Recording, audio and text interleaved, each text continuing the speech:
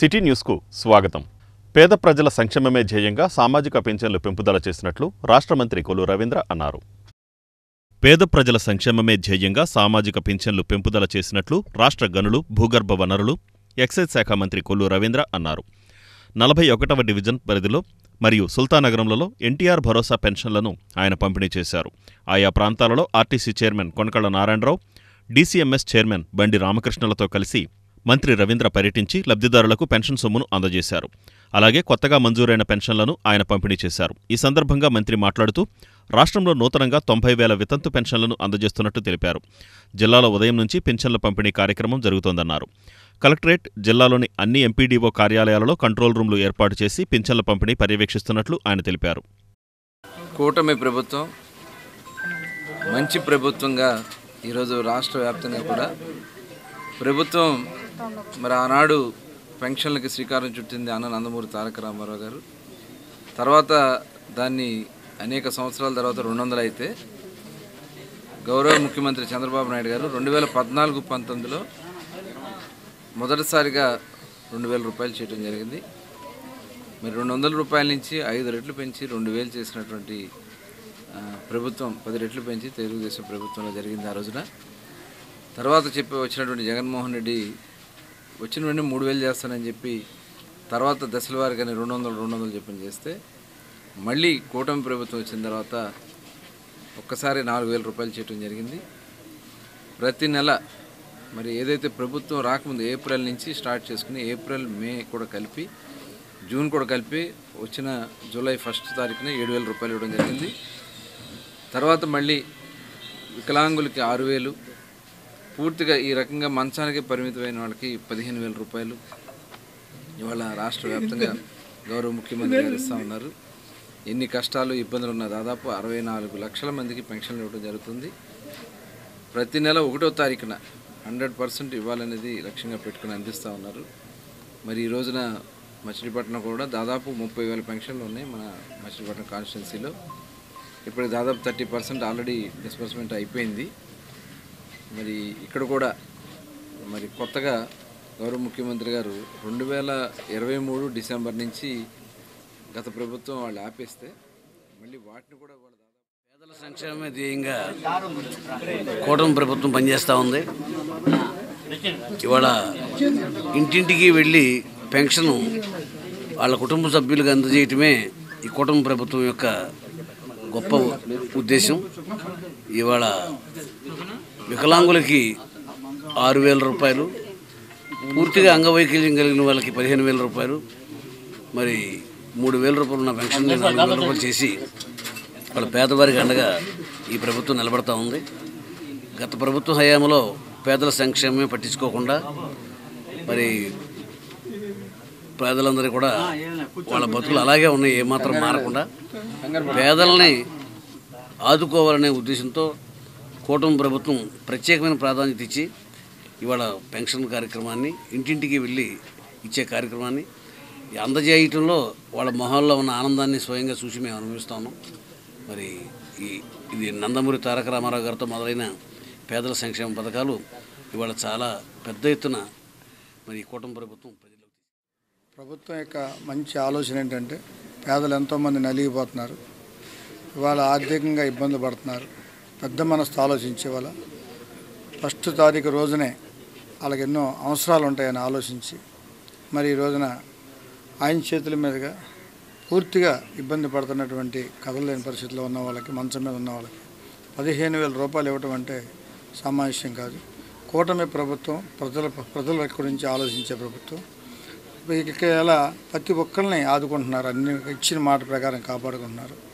ఎందుకంటే కష్టాల్లో ఉన్న ప్రజల గురించి కష్టాలు తెలుసు, వాళ్ళకి పడుతున్న ఇబ్బందులు తెలిసే ఇవాళ పవన్ కళ్యాణ్ గారు కానీ, చంద్రబాబు నాయుడు గారు, మోడీ గారు కానీ సమక్షంలో రాష్ట్రం ఎలా ముందుకెళ్తుందో అందరూ ప్రజలందరూ చూస్తున్నారు.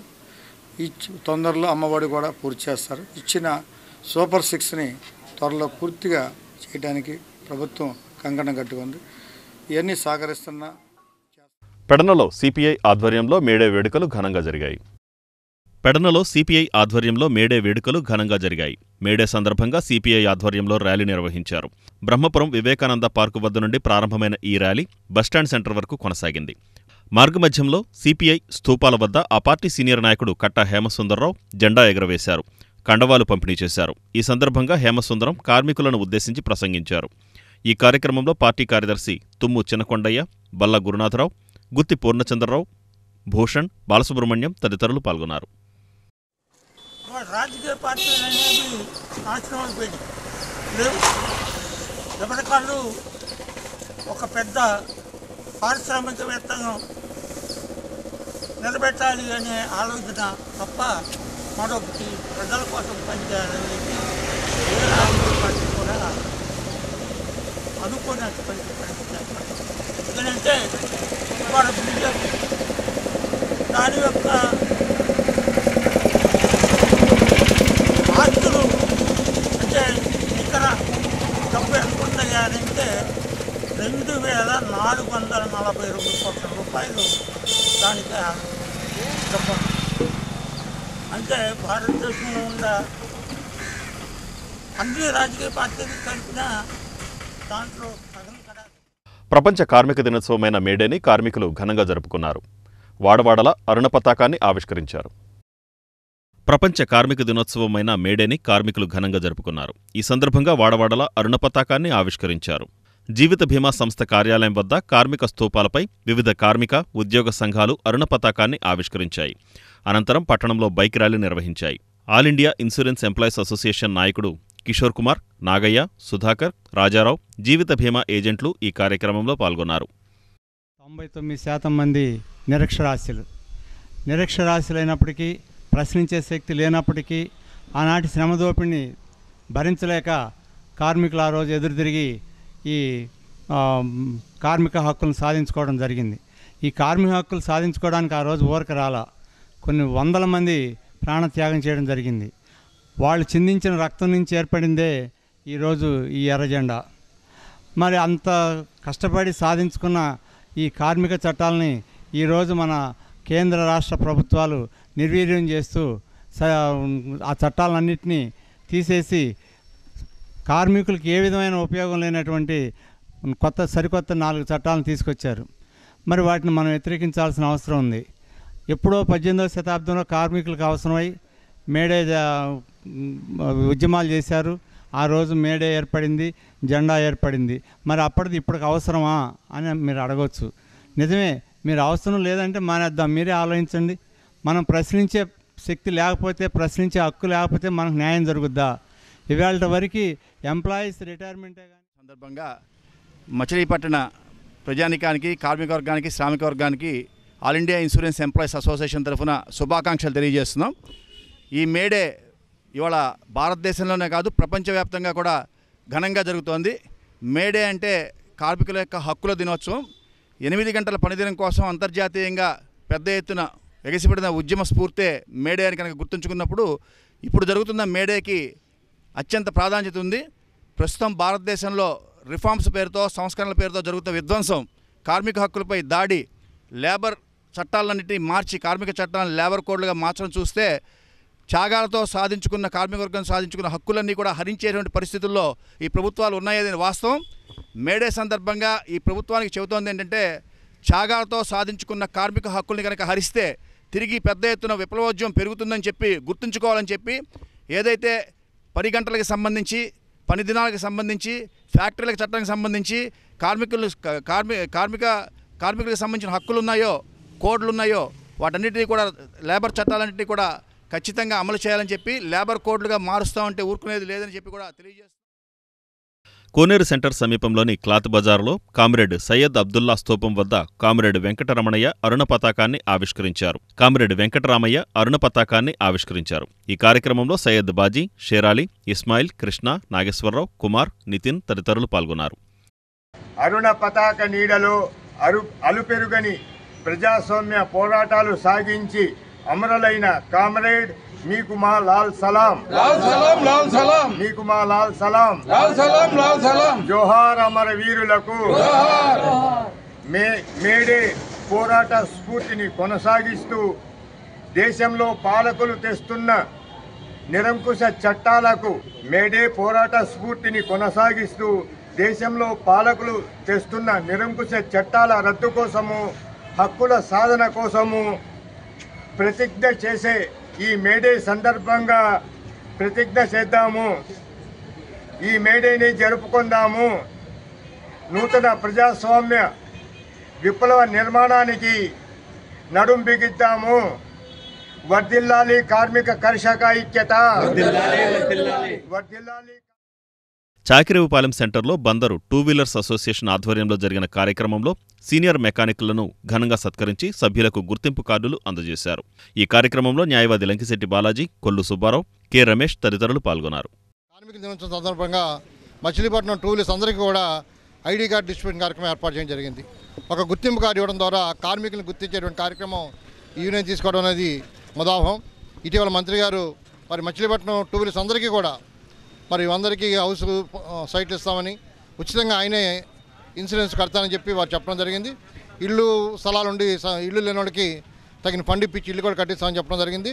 మంత్రి గారు కూడా ఈ సందర్భంగా ధన్యవాదాలు తెలియజేస్తున్నాను.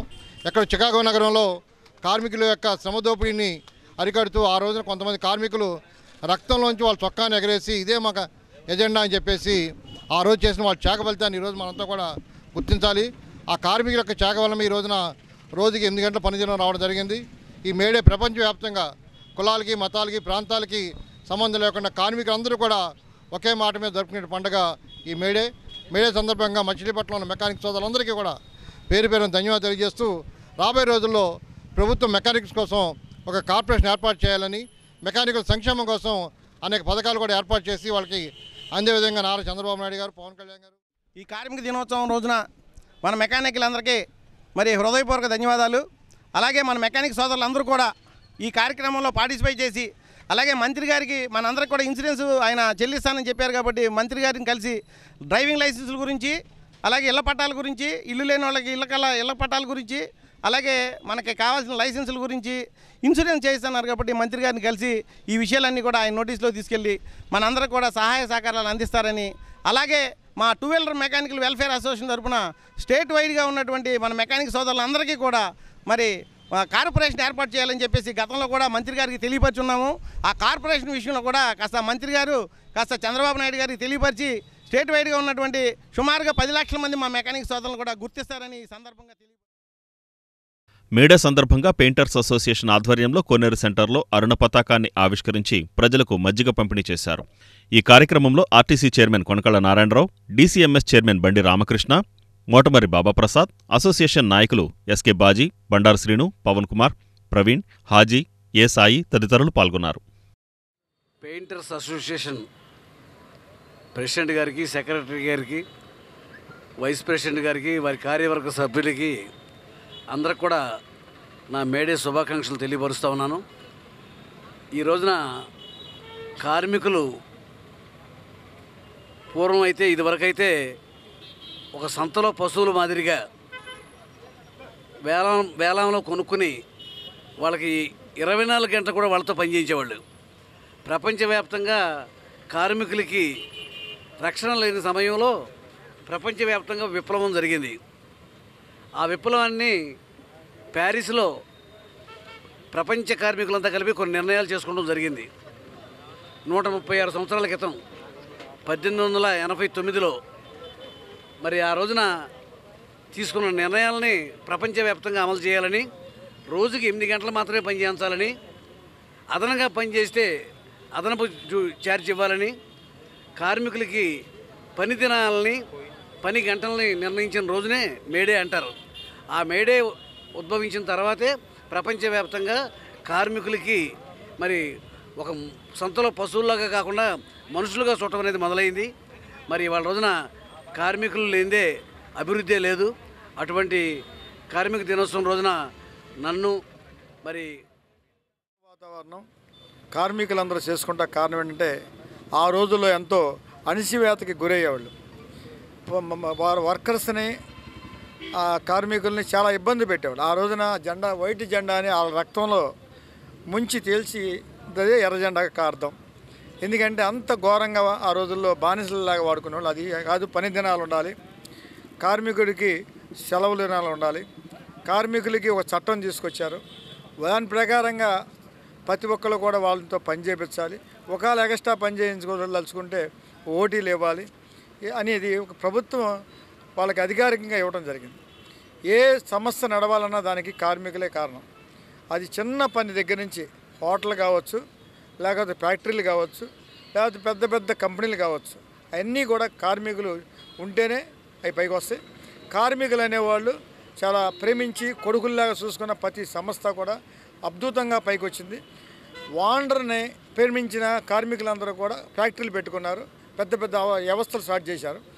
అది ప్రతి మనిషిలో ఎక్కడ పని చేస్తే అది మందే అనే భావం ప్రతి ఒక్కళ్ళు కలిగి ఉండాలి. ఇదే మేము కూడా హోటల్ కార్మికుడు ఒకప్పుడు. ఆ కార్మికుడిగా ఆ రోజున 3 రూపాయలు కూలి ఇచ్చేవాడు.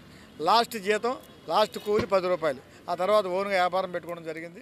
ఎందుకంటే దేశవ్యాప్తంగా ప్రపంచవ్యాప్తంగా కూడా ప్రతి గ్రామంలోనూ రిక్షా కార్మికుడి దగ్గర నుంచి చెప్పులు కుట్టే కార్మికుడి దగ్గర నుంచి ప్రతి ఒక్కళ్ళు కూడా ఇది ఎంతో పండుగ వాతావరణంలో ఈ కార్యక్రమాన్ని చేసుకుంటారు. ఈరోజు కోనే సెంటర్లో మరి మన కొనకళ్ళ నారాయణరావు ఆర్టీసీ చైర్మన్ గారు, ఆర్కే గారు, మరి అందరూ ఆధ్వర్యంలో, పెయింటర్స్ ఆధ్వర్యంలో పెద్ద ఎత్తున జెండా ఆవిష్కరణ చేసి మరి వాళ్ళందరూ కూడా దీంట్లో పాలు పంచుకుంటాం. చాలా సంతోషంగా ఉంది. ప్రపంచవ్యాప్తంగా కూడా ఇవాళ ఈ దినోత్సవాన్ని మరి కార్మికులు ఎంతో పండుగ వాతావరణాన్ని చేసుకుంటాం. వాళ్ళకు స్వతంత్రం వచ్చిన రోజు ఈరోజు వాళ్ళు ఇంత కార్యక్రమాన్ని చేసుకుంటాం. వాళ్ళ కుటుంబాలన్నీ కూడా బాగుండాలని చెప్పి కూడా చంద్రబాబు నాయుడు ముఖ్యమంత్రి గారు, పవన్ కళ్యాణ్ గారు, కూటమి ప్రభుత్వం కూడా పెద్ద ఎత్తున చర్యలు తీసుకుంటుంది. గతంలో వీళ్ళకి ఎవరన్నా చనిపోయినా కూడా ఇన్సూరెన్స్ స్కీములు పెట్టి అనేక రకాలుగా కూడా ప్రభుత్వం ఆదుకునేది చంద్రబాబు నాయుడు గారిలో చంద్రన్న బీమా చాలామందికి వర్తించింది. రాబోయే రోజుల్లో కూడా చంద్రన్న బీమా ఒకటి, ఇంకా స్కీమ్స్లో ఏవైతే ఉన్నాయో పిల్లలు చదువుకుంటానికి కానీ, వైద్యపరంగా కానీ ఏ రకంగా వాళ్ళకి స్కీములు ఉన్నాయో అవన్నీ కూడా వాళ్ళకి చెందడానికి మరి ఇప్పుడున్న కొల్లు రవీంద్ర గారు మినిస్టర్ గారు మచిలీపట్నం రాడ్ బెండర్స్ అసోసియేషన్ ఆధ్వర్యంలో మేడే ఘనంగా జరిపారు. ఈ సందర్భంగా కన్యకాపరమేశ్వరి ఆలయం వద్ద అసోసియేషన్ అధ్యక్షుడు కోస్తా మురళీకృష్ణ అరుణ పతాకాన్ని ఆవిష్కరించారు.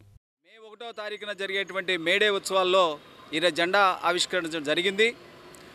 మరి ప్రపంచ దేశాలన్నీ కూడా మే 1వ తారీఖున కార్మికుల దినోత్సవంగా మే 1న మేడే సెలబ్రేషన్స్ జరుగుతున్నాయి. మరి కార్మికులకు సంబంధించినంత వరకు ఈ మే 1వ తారీఖున పెద్ద పండగగా కార్మికులు చేసుకునేటువంటి ఈ మే 1వ రోజున మరి కార్మికుల ఐక్యతకి, కార్మికుల యొక్క హక్కుల కోసం మరి గతంలో కార్మికులందరూ కలిసి మే 1వ తారీఖున మేడేగా ఆవిష్కరించడం జరిగింది. మరి ఈ రోజున మచిలీపట్నంలో ఉన్నటువంటి భవన నిర్మాణ కార్మికుల్లో ఎత్తైనటువంటి భవన నిర్మాణాలు చేపట్టేటువంటి కార్మికుల్లో రాడ్ బెండింగ్ వర్కర్స్ చాలా కీలకమైనటువంటి కార్మికులు. అటువంటి రాడ్ బెండింగ్ వర్కర్స్ యొక్క సంక్షేమం, అభివృద్ధి కోసం మరి గతంలో సంక్షేమ బోర్డు అనేది కార్మికుల సంక్షేమం బోర్డు నిర్వీర్యం అయింది. మరి ఇటీవల కార్మిక మంత్రి గారు రావడం, వారిని మేము కలిసి కార్మికుల సమస్యల మీద వారి దృష్టికి తీసుకెళ్ళడం జరిగింది.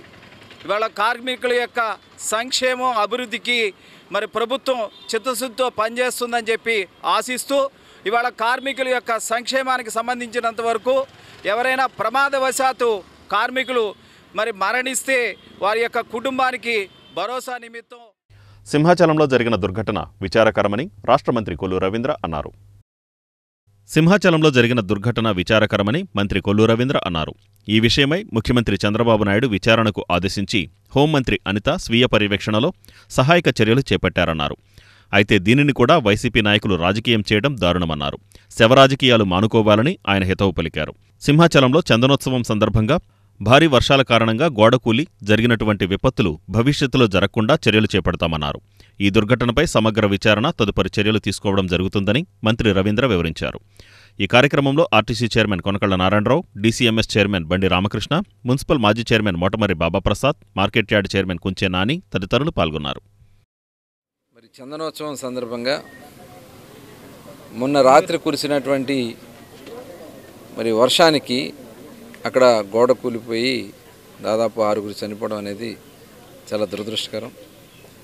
మరి వారందరికీ కూడా మరి మా ప్రగాఢ సానుభూతిని తెలియజేస్తా ఉన్నాం. ముఖ్యమంత్రి చంద్రబాబు నాయుడు గారు సంఘటన తెలిసిన వెంటనే ఇమ్మీడియట్గా అక్కడ సహాయ చర్యలు కానీ అన్నీ కూడా ఏర్పాట్లు చేయటం, హోంమంత్రి గారు అక్కడే స్వయంగా ఉండి మొత్తం కూడా పర్యవేక్షణ చేయటం మరి చాలా దురదృష్టకరం. ఎందుకంటే అక్కడ జరిగింది ఒక విపత్తి, వర్షం పడటం, గోడ పడిపోవటం, దాని కింద మనుషులు చనిపోవడం, అది కొన్ని కారణాల వల్ల విపత్తి వల్ల జరిగింది. దాన్ని కూడా శవ రాజకీయాలు చేయాలని చెప్పి జగన్మోహన్ రెడ్డి గారు ప్రయత్నం చేయడం అనేది వాటికి చాలా దురదృష్టకరం. ఇప్పుడు వర్షం పడద్దని ఎవరు ఊహించలేరు, పడిన వర్షానికి గోడ పడిపోద్దని ఎవరు ఊహించలేరు. కానీ ఖచ్చితంగా మరి దీని మీద ముఖ్యమంత్రి గారు విచారణకి కమిటీ కూడా ఏర్పాటు చేయడం జరిగింది. ఎవరి లోపం, కాంట్రాక్టర్ లోపమా లేకపోతే అక్కడ ఉన్నటువంటి అధికారుల నిర్లక్ష్యమా ఏంటనేది ఖచ్చితంగా ఆ రిపోర్ట్ వచ్చిన తర్వాత చర్యలు తీసుకోవడం జరుగుతుంది. భవిష్యత్తులో ఇలాంటివి జరగకుండా ప్రతి ఒక్కరూ కూడా పర్యవేక్షించాలనేది ముఖ్యమంత్రి గారు మాకు పదే చెప్తా ఉన్నారు. కాబట్టి ఇక్కడి నుంచి అధికారులు కూడా నేను చాలా సీరియస్గా చెప్పడం జరిగింది. ఎక్కడ ఏ సంఘటన జరిగినా, ఎందుకంటే మనం ఎంతో మంచి కార్యక్రమాలతో ముందుకెళ్దామని ప్రయత్నం చేస్తున్నా, ఎక్కడన్నా అవాంఛనీయ సంఘటన జరిగినప్పుడు కొంత నిర్లక్ష్యం ఉంటుంది. ఆ నిర్లక్ష్యానికి బాధ్యులైన వాళ్ళ వారికి కఠినమైనటువంటి చర్యలు ఉంటాయని చెప్పి స్పష్టంగా చెప్పడం జరిగింది. దుర్ఘటనలో 7 ప్రాణాలు కోల్పోవడం బాధాకరం, దురదృష్టకరం. దాన్ని కూడా రాజకీయం చేయాలని జగన్ ఆలోచన నీచ రాజకీయాలకి పరాకాష్ట. ఇటువంటి సమయంలో అలాంటి రాజకీయాలు చేయకూడదు. దాని గురించి ప్రధానమంత్రి గారు, ముఖ్యమంత్రి గారు కూడా వెంటనే స్పందించి సహాయ చర్యలు చేపట్టారు. అటువంటి సంఘటనలు అనుకోకుండా జరిగినటువంటి దుర్ఘటన, దాన్ని రాజకీయాలు చేయాలనుకుంటాం దురదృష్టకరం. మే 2వ తేదీన ప్రధానమంత్రి పాల్గొనే రాజధాని పునర్నిర్మాణ పనుల ప్రారంభోత్సవ కార్యక్రమాన్ని జయప్రదం చేయాలని రాష్ట్ర మంత్రి కొల్లు రవీంద్ర పిలుపునిచ్చారు. మే 2వ తేదీన ప్రధానమంత్రి పాల్గొనే అమరావతి రాజధాని పునఃనిర్మాణ పనుల ప్రారంభ కార్యక్రమాన్ని విజయవంతం చేయాలని రాష్ట్ర మంత్రి కొల్లు రవీంద్ర పిలుపునిచ్చారు. అమరావతి రాజధాని పునర్నిర్మాణ పనులు ప్రారంభోత్సవ కార్యక్రమానికి మే 2న ప్రధాని నరేంద్ర మోడీ వస్తున్న క్రమంలో ప్రధాని సభకు వచ్చే ప్రజలకు అసౌకర్యం కలగకుండా అన్ని ఏర్పాట్లు చేసినట్లు మంత్రి Ravindra, RTC chairman Konakalla Narayanarao, DCMS chairman Bandi Ramakrishna ప్రజల ఆకాంక్షల మేరకు మళ్లీ అమరావతి పనుల్ని వేగవంతం చేస్తున్నామన్నారు. రాష్ట్ర నలుమూలల నుండి ప్రజలు పెద్ద ఎత్తున తరలిరావాలన్నారు. మన రాజధాని అమరావతి అని గర్వంగా చెప్పుకునే విధంగా రాజధానిని నిర్మించబోతున్నామన్నారు. అమరావతి మనందరి రాజధాని అనే భావనతో ఉత్తరాంధ్ర, రాయలసీమ నుంచి కూడా పెద్ద ఎత్తున రాజధాని పునఃపనుల ప్రారంభోత్సవానికి ప్రజలు రాబోతున్నారన్నారు. కూటమి ప్రభుత్వంలో రాష్ట్రాభివృద్ధికి అన్ని విధాలుగా ప్రధాని మోడీ సహాయ సహకారాలు అందిస్తున్నారన్నారు. ఆంధ్ర రాష్ట్ర ప్రజల కలల రాజధాని అమరావతి నిర్మాణం, మనందరం కూడా రాష్ట్ర విభజన జరిగిన తర్వాత మనం ఒక రాజధాని ఉండాలని మనం కోరుకున్నాం. ఎందుకంటే ఆంధ్ర రాష్ట్రానికి మొట్టమొదటి నుంచి కూడా మద్రాసీలుగా ఉండేవాళ్ళం. మద్రాసు నుంచి విడిపోయిన తర్వాత రాజధాని లేకుండా కొంతకాలం నడిచింది. తర్వాత హైదరాబాద్ని రాజధాని చేసుకుని చాలా కాలం మనం పరిపాలన చేయించుకున్నాం. తిరిగి మళ్ళీ రాష్ట్ర విభజన చేసిన తర్వాత 2014లో మరి తెలంగాణ సపరేట్ అయిపోయిన తర్వాత ఆంధ్ర రాష్ట్రానికి రాజధాని లేదు. దానికి అందరూ కూడా నిర్ణయించుకుని రాష్ట్రానికి మధ్యస్థంగా ఉండే గుంటూరు, కృష్ణా జిల్లాల మధ్యలో అమరావతి నిర్మాణం చేయాలని చెప్పి ఆ రోజున అందరూ కూడా ఒప్పుకున్న మీదట స్టార్ట్ చేసుకున్నాం. ఆ రోజు ప్రధానమంత్రి గారు వచ్చి అమరావతికి శంకుస్థాపన కార్యక్రమంలో కూడా పాల్గొనడం జరిగింది. తర్వాత వచ్చినటువంటి జగన్మోహన్ రెడ్డి మరి ప్రభుత్వం చాలా నిర్లక్ష్యం చేసి 3 రాజధానుల పేరుతో రాష్ట్రాన్ని అస్తవ్యస్తం చేశారు. అక్కడ రైతులు త్యాగం చేసి దాదాపు 34,000 ఎకరాల భూములు ఆ రోజు ల్యాండ్ పూలింగ్ స్కీమ్ కింద ఇవ్వడం జరిగింది. మరి ప్రపంచంలో ఎక్కడా జరగనంతగా అంత పెద్ద ఎత్తున భూములు ఇస్తే దాన్ని ఉపయోగించుకోకుండా జగన్మోహన్ రెడ్డి వాళ్ళ మీదే కక్ష సాధింపు చర్య చేస్తే వాళ్ళు ఉద్యమాలు చేసి రక్తాలు కార్చుకునే విధంగా కూడా వాళ్ళు ఆడవాళ్ళ మీద కూడా లాఠీ చార్జీలు చేశారు. చివరికి అమరావతి విజయం సాధించింది. మళ్ళీ కూటమి ప్రభుత్వం వచ్చింది. నరేంద్ర మోడీ గారి సహకారంతో, పవన్ కళ్యాణ్ గారి సహకారంతో చంద్రబాబు నాయుడు గారు మళ్ళీ అడుగులు ముందుకేస్తూ ఉన్నారు. పునర్నిర్మాణ కార్యక్రమాన్ని మనం స్టార్ట్ చేసుకున్నాం. ఆ కార్యక్రమానికి గౌరవ ప్రధాని నరేంద్ర మోడీ గారు రేపు మన అమరావతికి రాబోతూ ఉన్నారు. ఆ కార్యక్రమానికి మనం అందరం కూడా ఒక పండుగలాగా, ఎందుకంటే ఇవాళ తెలంగాణ కానీ కర్ణాటక కానీ అటు ఏ రాష్ట్రాన్ని చూసుకున్నా తెలంగాణకు కానీ రాజధానులు ఉన్నాయి. దాదాపు ప్రధానమంత్రి గారు మరి రేపు వస్తున్నారు. దానికి కూటమి ప్రభుత్వంలో ఉన్నటువంటి అధికారులు, అలాగే జన సైనికులు, తెలుగు తమ్ముళ్ళు, బీజేపీ తమ్ముళ్ళు అందరూ కూడా మనందరం కూడా బాధ్యతకి వెళ్ళి వాళ్ళు ఇచ్చే సందేశాన్ని మనందరూ వినాలి. అదే కాకుండా మొన్న జరిగినటువంటి అన్నవరంలో జరిగిన సంఘటన చాలా దురదృష్టకరం. అది సింహాచలంలో ఆ యొక్క సంఘటన జరిగినప్పుడు ఎవరు కూడా జరగదు. జరిగినప్పుడు దాన్ని పెద్ద చేయకుండా దాన్ని ప్రజలకి జరిగినటువంటి నష్టాన్ని మనం పూడ్చడానికి ఆ కుటుంబాలు ఆదుకోవాలి. దాన్ని కూడా రాజకీయం చేసి మాట్లాడుతున్నారు. వాళ్ళు ఉన్నప్పుడు ఎన్ని జరిగినాయో విశాఖలో యాసిడ్ ద్వారా ఎన్నో 30, 40, 50 మంది చనిపోయారు. ఎవరూ కావాలని చేయలేదు, అది చేయలేదు, ఇది చేయలేదు. జరిగినప్పుడు ఇంకొకసారి ఇలా జరగకుండా ప్రజలు ఎక్కువ వచ్చే ప్లేస్లన్నీ కూడా సెక్యూరిటీగా ఉండడానికి తగు జాగ్రత్తలు తీసుకుంటారు. దాని మీద అందరూ కూడా బాధపడుతున్నారు. ఆ విషయాన్ని దాదాపు 60-70 బస్సులు బందర్ నుంచి బయలుదేరుతున్నాయి. ప్రతి డివిజన్కి వెళ్తున్నాయి. ఉదయం 9 గంటలకే బ్రేక్ఫాస్ట్ ఇస్తారు, మధ్యాహ్నం 12 గంటలకి లంచ్, సభ అయిన తర్వాత డిన్నర్ కూడా ఏర్పాటు చేశారు. దయచేసి ఎవ్వరికి ఎటువంటి ఇబ్బంది లేకుండా హ్యాపీగా జరిగిపోతుంది. ఇటు జనసేన, తెలుగుదేశం వర్గాలు కానీ ప్రజలు కానీ ఎవరైతే లబ్ధి పొందుతున్నారో వాళ్ళంతా కూడా రావాలని చెప్పి కోరుకుంటూ థ్యాంక్ యూ.